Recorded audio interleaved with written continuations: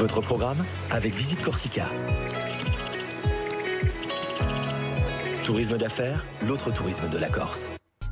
Bonsoir à tous et à toutes, bienvenue dans votre nouvelle émission Polo News. On est ravis de vous retrouver, n'est-ce pas, Mais Natacha? bonsoir, oui, on est ravis, bien sûr. Bonsoir Aurélie. Tous les soirs, il y aura votre regard sur l'actualité, Natacha, et aussi des confrontations, des interviews assez pugnaces. On a appelé ça l'heure des comptes. On commence ce soir avec Florian Philippot. Oui, et Florian Philippot, et bien tout simplement, on va lui demander si la crise sanitaire, c'est pas l'occasion pour certains en politique d'essayer d'exister en hystérisant un peu le débat. Il y aura aussi Face à Polonie, ce sera notre deuxième rendez-vous avec des invités qui vont nous rejoindre. On va parler de la crise migratoire, de la situation en Afghanistan. Que va-t-il se passer? En fait, on va revenir sur le naufrage géopolitique que constitue évidemment la chute de Kaboul, mais surtout sur le fait que ce naufrage américain, c'est l'Europe qui va en payer les pots cassés. On le voit déjà maintenant avec cet Afghan réfugié qui est soupçonné d'avoir été proche des talibans. C'est-à-dire que déjà, l'Europe est en train de se demander si elle n'a pas ouvert ses frontières de façon dangereuse. Troisième rendez-vous, le retour sur Actu. On va parler du Covid. On ne pensait pas faire la rentrée encore avec lui. Il va falloir vivre avec pendant peut-être longtemps. Oui, mais justement, on va démontrer qu'on peut avoir un débat de fond, un débat sans concession, mais apaisé. Et on va se poser la question, quel est l'objectif de notre politique migratoire à un moment où on s'aperçoit qu'il n'y aura pas d'immunité collective et que le virus, il va falloir enfin vivre avec. Voilà, vous avez tout le programme de Polo News, c'est parti. Votre programme avec Visite Corsica. Tourisme d'affaires, l'autre tourisme de la Corse.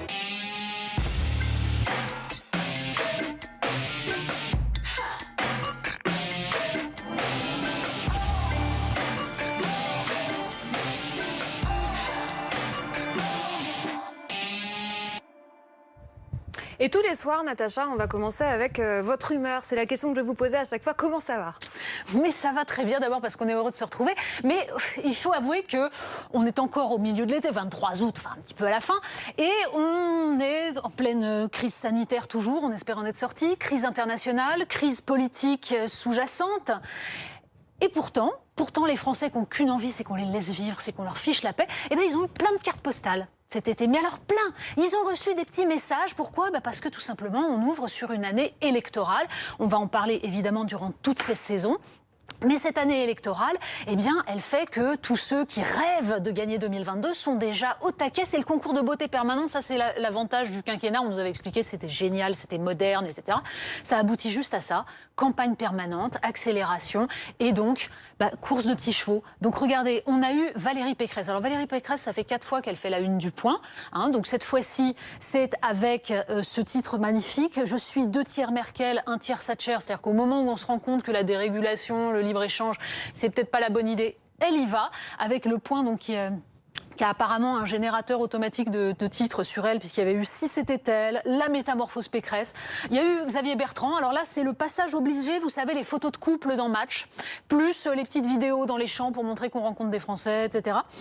On a aussi, alors évidemment, les Verts dans le Marais Poitevin. Alors là, c'était merveilleux, avec la bousculade très très violente que Sandrine Rousseau a dénoncée. Éric Piolle lui est rentré dedans. Sauf qu'en fait, elle a expliqué après que non, finalement, c'était pas ça, mais qu'il y avait quand même une violence symbolique parce que c'est un homme, Éric Piolle, et ça, c'est moche. Bon, et puis Yannick Jadot au milieu de ça qui essaye de faire valoir qu'il peut y avoir une écologie raisonnable. Mais ils ne sont pas les seuls. Éric Zemmour a fait toute la tournée des popotes. Il se prépare, donc on a une interview programmatique dans Nice Matin. Même, évidemment, Anne Hidalgo qui fait patienter. Bref, les Français sont tout simplement étouffés par ce jeu qui va reprendre. Ils sont tous dans les starting blocks. Et la question qu'on peut se poser, mais c'est au fond, ça sert à quoi une campagne présidentielle? Ça sert tout simplement à poser des vrais problèmes, c'est-à-dire désindustrialisation, aménagement du territoire, éducation. Donc quand est-ce qu'on va poser ça? Nous, ça va être notre rôle ici, justement, pour éviter que ça tourne à la foire d'empoigne, machin a fait un croche-pied à bidule, parce que ça, c'est quand même pas très intéressant. Et on essaiera tous les soirs d'ouvrir ces dossiers. Ça commence dès maintenant. On passe à l'heure des comptes. tous les soirs, Natacha, vous allez vous confronter à un invité. Ce soir, c'est Florian Philippot. Bonsoir, Florian Philippot. Vous manifestez tous les week-ends contre le pass sanitaire. On se demande si ce mouvement s'essouffle. C'est ce qu'on voit en tout cas dans les chiffres. C'était le 6e samedi dernier. La participation était de nouveau en baisse, que ce soit selon le décompte du ministère de l'Intérieur ou celui des manifestants. On va voir vite fait les chiffres. 175 500 personnes selon le ministère de l'Intérieur samedi dernier. 357 100 selon le collectif Le Nombre Jaune. Oui, et Florian Philippot, franchement, c'est pas moi qui vais vous dire qu'il ne faut pas se poser de questions sur la politique sanitaire.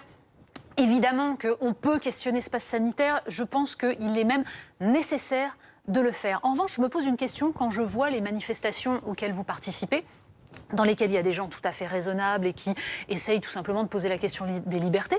Mais il y a aussi des propos totalement délirants qui sont tenus. Il y a des gens qui sont caricaturaux, qui sont excessifs. Il y a des appels à la violence parfois. Et la question que je me pose, c'est est-ce que vraiment vous aidez à ce qu'il y ait un débat apaisé dans la mesure où, par les gens qui manifestent de cette façon-là, c'est plus possible, tout simplement, de questionner les libertés, la responsabilité, la politique sanitaire. On est immédiatement renvoyé aux gens qui sont anti-vax, violents, délirants. Bref, est-ce que vous n'êtes pas le meilleur allié d'Emmanuel Macron actuellement ? Écoutez, je vais vous inviter